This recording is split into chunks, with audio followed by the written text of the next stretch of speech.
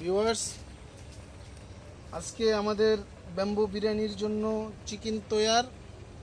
এ হচ্ছে চিকেনের লেগ পিসগুলো আমরা আনাম রেখেছি, আর বাকিগুলো সব ছোট ছোট টুকরো টুকরো করে ফেলেছি। এই যে দেখতে পাচ্ছেন আপনারা, ঠিক এই সাইজ আমরা করে নিয়েছি। যেহেতু এটা ব্রয়লার অতি তাড়াতাড়ি সিদ্ধ হয়ে যায়, তাই এই জন্য একটু বড়ই রেখেছি। বা আপনারা খাসি বা গরু যদি করেন তাহলে ওইটা আর একটু ছোট করতে পারেন। আমাদের মশলাটা মাখানো হয়ে গেছে। আপনার ন্যূনতম এটা 1 ঘন্টা ম্যারিনেট করে রাখতে হবে। আমি রেখেছি অবশ্য গতকাল রাত্রে থেকে আমি এটা ম্যারিনেট করে নিয়েছি স্বাদটা বাড়ানোর জন্য।